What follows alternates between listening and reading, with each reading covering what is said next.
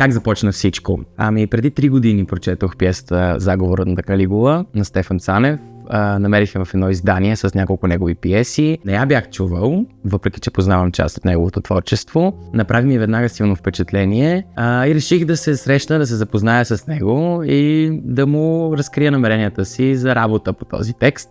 Пътувах до Балчик, където той живее и прекарва голяма част от времето си. Запознахме се, той беше проучил, може би, моята работа в театъра, работата на театър Зонг, нашият независим театър. Беше проучил представленията, които сме правили до сега, темите, които ни вълнуват като артисти. Разказах му за моето желание и той каза: да, работете, давам ви пълна свобода, което едновременно ме зарадва, но и, разбира се, постави една по-висока летва на очаквания, защото Стефан Цанев е име в нашата драматургия и отговорността беше и продължава да бъде сериозна, срещайки се с този негов текст.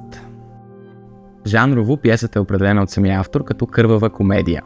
Всъщност Калигула излиза пред своята публика, пред народа на Рим, заедно с своя чичо, Шута Клавдий, както той сам го определя, и великият трагически актьор на империята Нестер, който е мим, отрязан му езика от предишния император. Излиза на сцената заедно с тях двамата и прави представление убийството на последния римски император Гайус Юлиус Цезар Аугустус Германикус, наречен Калигула, с което цели всъщност народа да се разбунтува и да го свали от власт.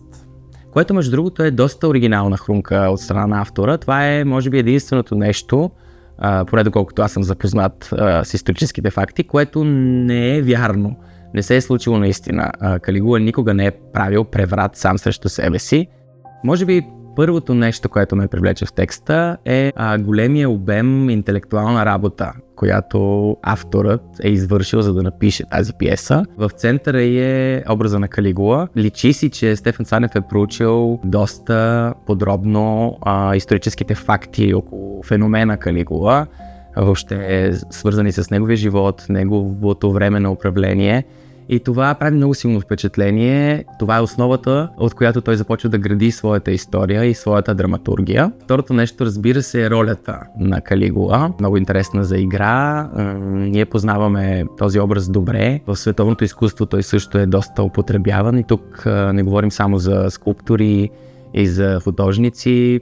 Сещам се, например, още когато я прочетох, за този филм от 79-та година, Калигула, който така предизвиква фурор в средите на киното. Даже е бил забранен в началото. Някои от по-екзотичните сцени вътре и сцените с насилие са били премахнати, т.е. бил е цензуриран и много по-късно всъщност излиза в пълния си вид. Световната драматургия познава пиесата на Камю Калигула, но ето, че и Стефан Цанев е работил върху тази тема и предлага свой прочит върху нея.